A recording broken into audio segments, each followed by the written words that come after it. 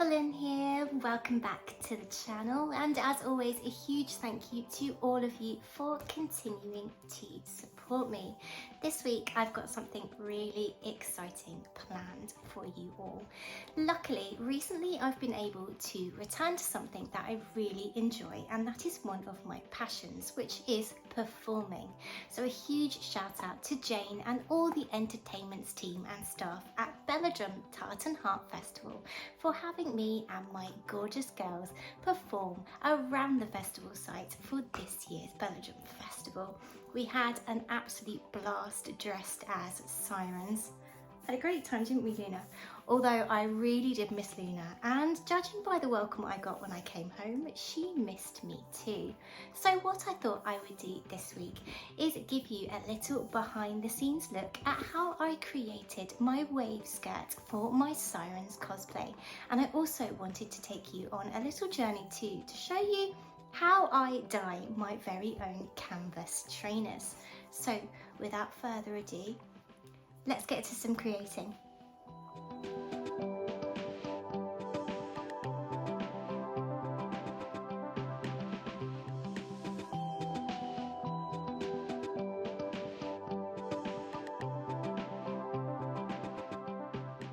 I began by drawing a vertical line down the centre of my paper. I then drew a horizontal line across the top, plotting 1/4 of my waist measurement to either side of the vertical line.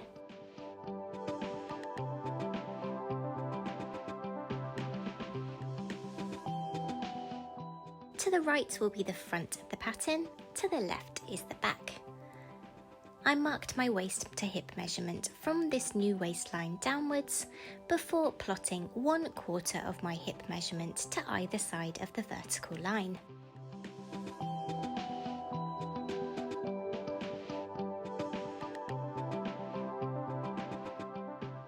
I then used my French curve to join the waist and hip lines on each side of the pattern.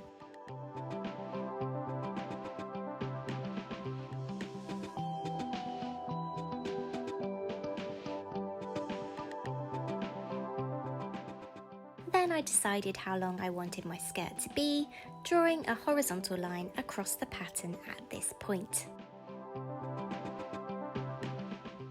I made my skirt 29 inches long enough to create a tail-like mermaid effect, but not so long I would be treading on it the entire time.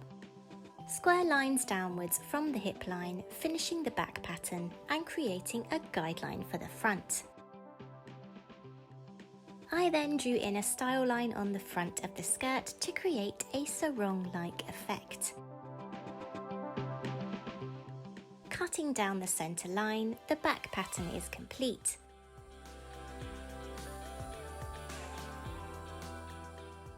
To make the skirt into a wrap style, I'm adding some width to the front piece, taping it to some paper and adding 1/4 of my waist measurement to the pattern like so.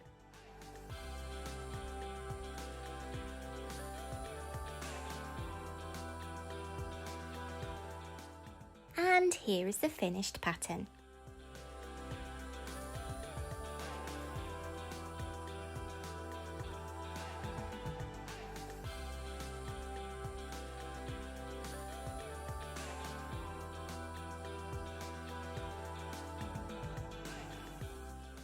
So I've cut out the main pieces of my skirt using a stretch lining fabric I had in my stash, and I've also cut out strips from different remnants. These are going to be my waves.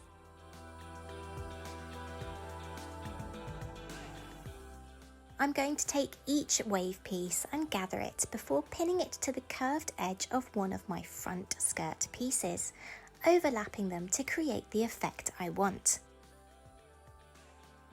And here I am starting that long process.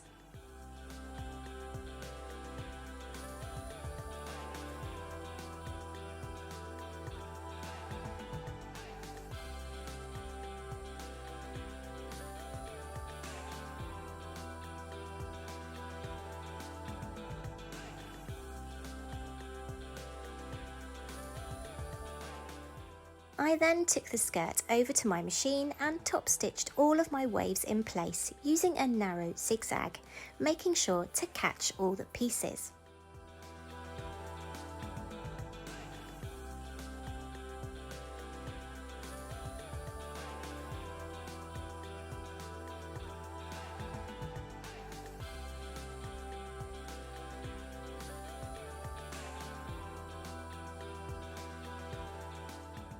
Still using that zigzag stitch to retain the stretch in the fabric and to make this an easy to wear garment, I joined the skirt back and front pieces together at the side seams.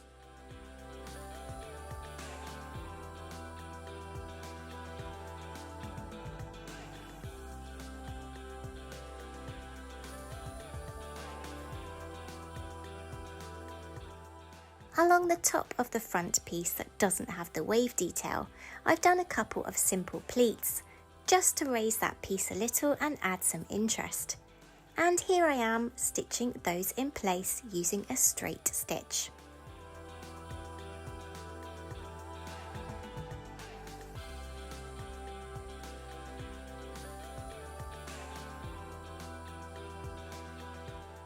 To create the tie for this wrap skirt, I've cut a long piece of fabric that is 3 times my waist measurement long and 2 inches wide. I've then pinned the centre of this tie piece to the centre back of my skirt, pinning it right sides together all along the skirt's waistline, leaving ends of the tie at each end by which to tie the skirt up. Now I'm going to sew all along the waistline to join the skirt to the tie.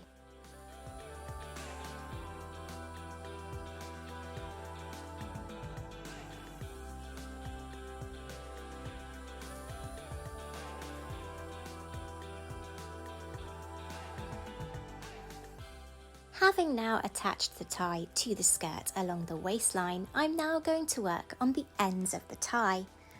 Fold them in half right sides together and sew across the ends and all along until the tie meets the skirt.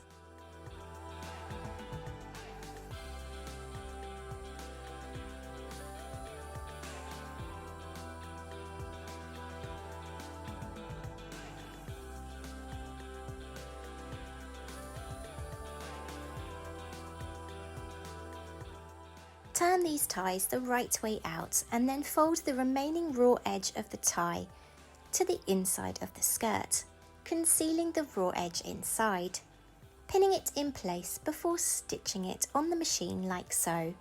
And then our skirt's complete.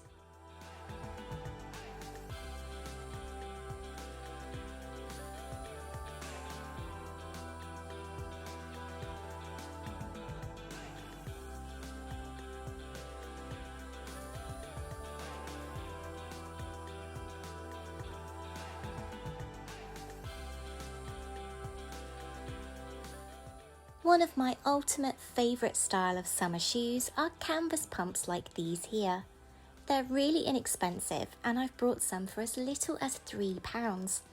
In the 50s and 60s in particular, they came in such a wide range of colours. Today you can usually find white and black and sometimes maybe red, but I love a rainbow of colour. So today I'm going to show you how to dye white canvas shoes like this using fabric dye. I do this quite often and this dye comes in so many beautiful colours, you really can choose any colour of the rainbow. It's also really inexpensive and easy to use. So let's get going. The first thing I'm going to do is remove the laces because I want those to stay white.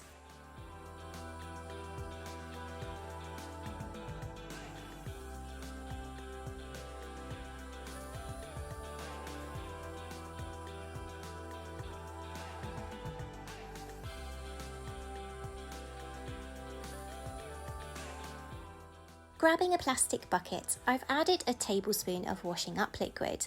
This helps the dye to spread more evenly across the garment you're dyeing.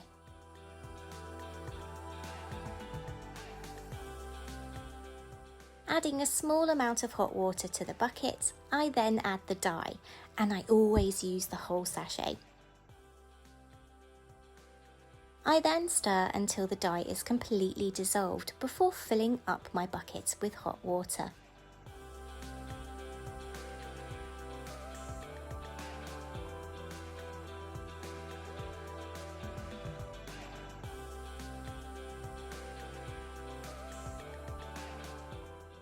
At this stage, you can use a paper towel to check that you like the colour of your dye. Check out that beautiful blue.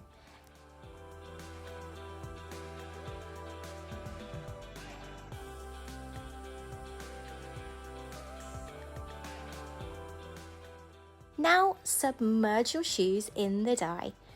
You'll notice I'm using a prodding stick here and I'm doing this outside, but maybe you should use rubber gloves too. In fact, definitely use rubber gloves.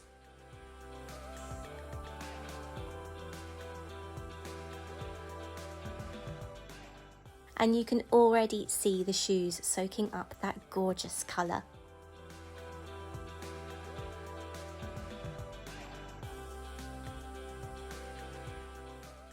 As per the instructions, leave the garment in the dye for up to an hour. Having left them for an hour, this is what my shoes are looking like now.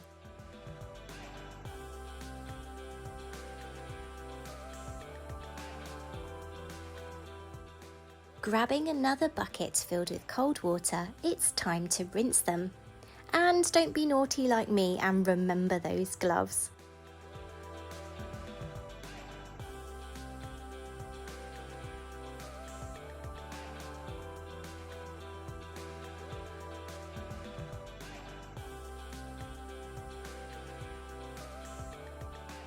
And here's the reveal.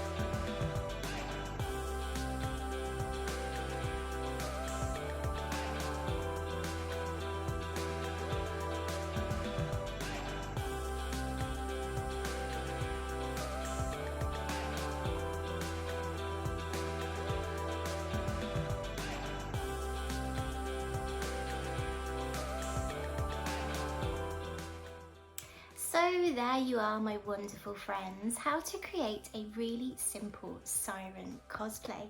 And it's not just great for those cosplay inspired outfits like a certain Little Mermaid, but it might also come in handy for Halloween. Yes, I know it's not even September yet, but I am definitely starting to think about spooky season. I hope you enjoyed this week's video. Next week, I'm going to be continuing the festival theme by sharing with you my top tips on how to survive a festival.